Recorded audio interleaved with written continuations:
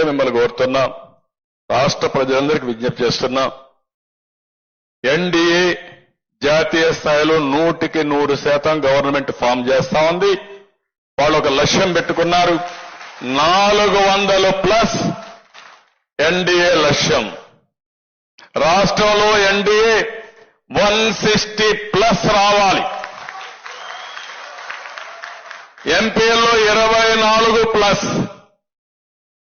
25 గెలిపించుకోగలిగితే చరిత్ర, నాకేం అనుమానం లేదు. కడప కూడా మనమే గెలవబోతున్నాం, దాంట్లో నాకు అనుమానం లేదు. ఏ ముఖం పెట్టుకొని మీరు ఓటు అడుగుతారు?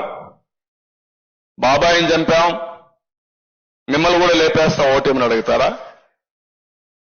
నేను అడుగుతున్న సమాధానం చెప్పండి. అర్హత ఉందా నేను అడుగుతున్నా.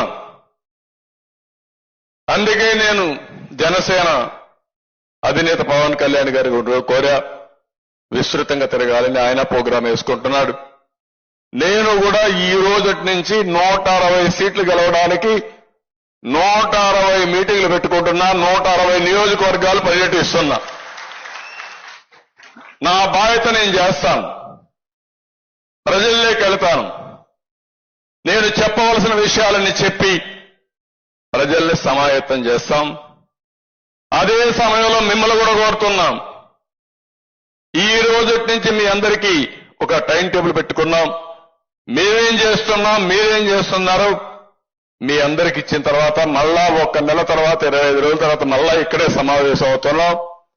ఈసారి వచ్చినప్పుడు మీరు, మేము, జనసేన అభ్యర్థులు, బీజేపీ అభ్యర్థులు అందరం కూర్చుంటున్నాం. మళ్ళా సమీక్ష చేసుకుని ఎన్నికల బరిలో పోతున్నాం. మీరు ఈ నెల మాత్రం ఏమారితే ఇమ్మీడియట్ గా మళ్ళా మీకు ఫోన్లు వస్తాయి. ఫోన్లు రావడమే కాదు, నేను చేసే ప్రతి ఒక్క ప్రయత్నం మీరు గుర్తుపెట్టుకోండి, మేము చేసే ప్రయత్నాలు మీరు గుర్తుపెట్టుకోండి. ఈ ప్రయత్నాలన్నీ రాష్ట్ర శ్రేయస్సు కోసం, భవిష్యత్తు కోసం చేసే ప్రయత్నాలు. ఇక్కడ మాత్రం రాజీ ఉండదు. ఎన్డీఏ గెలవాలి, ప్రజలు గెలవాలి, రాష్ట్రం నిలబడాలి. దీనికోసం మనం ముందుకు పోవాల్సిన అవసరం ఉంది. ఇది అందరూ గుర్తుపెట్టుకొని, ఇంకొక పక్క కూడా కొంతమందికి సీట్లు రాని అభ్యర్థులు ఉన్నారు, అన్ని పార్టీల్లో ఉన్నారు. అందరినీ దృష్టిలో పెట్టుకుంటాం.